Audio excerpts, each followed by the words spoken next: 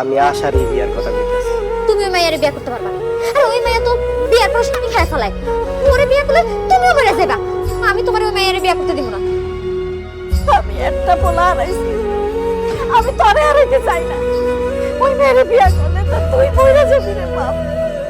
আমি তো এখনো মরেই আছি, পাওনাদার ঋণগুলি পরিশোধ করতে পারতেছি না।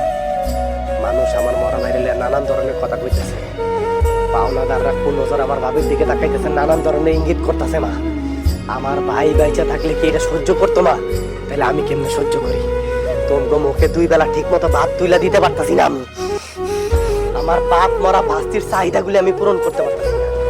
এইটারে বাইচা থাকুন কয় না, মা, এইটারে বাইচা থাকুন কয় না। তুমি মনে হয় ভুলে গেছো, আমি আমার ভাইয়ের লাশের সামনে কথা দিছি যে 1 মাসের মধ্যে পাওনাদার সব টাকা আমি পরিশোধ করে দিব। কিন্তু মা, আমি তো পারতাছি না, আমি পারতাছি না। মা, যদি ওই মায়ের বিয়া করতে যায় আমার মৃত্যু হয়, আমি সেই মৃত্যু হাসি মুখে বরণ করে নিব। কারণ ওই মাইয়ার বাপের টাকা দিয়ে আমার ঋণ পরিশোধ হইব। সেই ঋণ পরিশোধ করতে পারলে আমার ভাবির দিকে আর কেউ কোন নজরে তাকাইতে পারবো না। আমার ভাই কবরে শুয়ে আর কষ্ট পাইবো না। মা, আমি কালকেই ওই বাড়িতে যাবো, যাইয়া বিয়ার সব কথাবার্তা ঠিক করবো। এরপরে আমার কপালে যা আছে তাই করবো।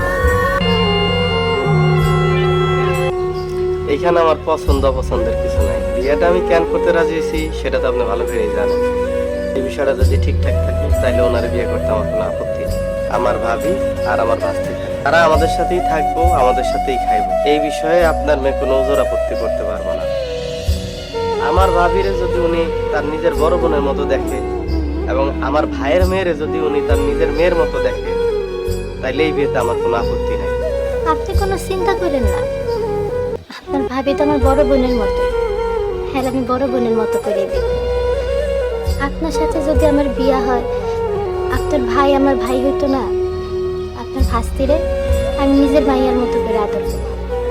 আপনার ভাবি আর ভাস্তিরে নিয়ে আমি কোনোদিন আপত্তি করবো না। আল্লাহ যদি কোনোদিন আমার দিন ফিরায়, এই টাকাটা আমি আপনার ফেরত দেব। সেই দিন কিন্তু আপনি না করতে পারবেন না। তুমি যে একটা ভালো মানুষ তার প্রমাণ তুমি আবার দিলে। তোমার জায়গায় অন্য কোনো ছেলে হলো এই টাকার লোভ কিছুতেই সামলাতে পারতো না। ঠিক আছে, তুমি টাকা ফেরত দিতে চাইতো, দিবে। আর যদি না দাও তা তো আমার কোনো সমস্যা নাই বাবা। কি তোমার কথা শুনে আমার প্রাণ জুড়ে গেল। হ্যাঁ, তোমার কি কমু, তোমার মতো ভালো ছেলের কাছে আমার মেয়ে বিয়ে দিয়ে আমি তো খুবই খুশি।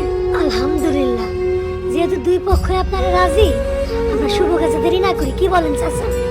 যেহেতু আপনার মায়ের একটা সমস্যা আছে, আর রাশেদের ভাই সদ্য মারা গেছে, সেজন্য লোকজনকে বেশি জানান না দিয়া আমরা চুপি সারা একটা কাজী অফিসে যা 2 জনের 4 হাত এক করে দিই। কি বলেন চাচা? আর কখন কি আছে, আমি আগামীকালে আমার মেয়েরে নিয়ে কাজে অফিসে যাবো, টাকা পয়সা নিয়ে।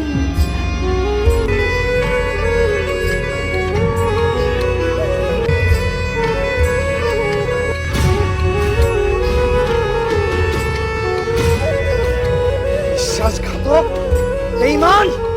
তুই আমগরে কথা দিছিলি 1 মাসের মধ্যে তুই তোর বড় ভাইয়ের ঋণের টাকা পরিশোধ করবি।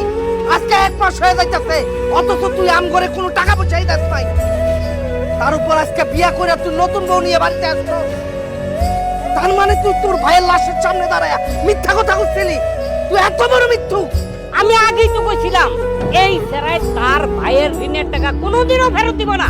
আমগো টাকা ফেরত না দিয়া সে কি করছে, বিয়া করে বউ বাড়িতে নিয়ে আইসা রং ঢং করতেছে। আমরাও তো থাকবো না। তার ভাবি রে এখনই আমরা তুইলা লয়ে যাবো, তার বাড়ি ঘর সব দখল করবো। দরকার হইলে তার ভাইয়ের লাশ কবর থেকে উঠাইয়া কঙ্কাল বিক্রি করে দেবো। ঠিকই বলছেন। এই, তোর দাঁড়ায় আসছেন, এখন ওর বাড়ি ঘর যত কিছু আছে সমস্ত কিছু দখল করে ফেলা, আর ওর ভাবিরে তুলে নিয়ে চলো। এই, এক পা আগাবি না, এক পা আগাবি না। এই নে টাকা, পাইছস টাকা? টাকা বুঝা পাইছস? আমার বাড়িতে বাইরে আসা কোনদিন আমার বাড়ি, আমার ভাবি কারো দিকে চোখ দেখ, চোখ উড়ে আসলাম। আমার ভাই কঙ্কাল উড়ে বেশি, আমার ভাই কঙ্কাল উড়ে বেশি। তোরা হ্যাঁ, তোরা কোনদিন আমার ভাই কবরের সামনে দিয়ে আইলেও যাবি না। তোর মতো খারাপ মানুষ আমার ভাই কবরের পাশে গেলে আমার ভাইরা একটা কষ্ট পাইবো।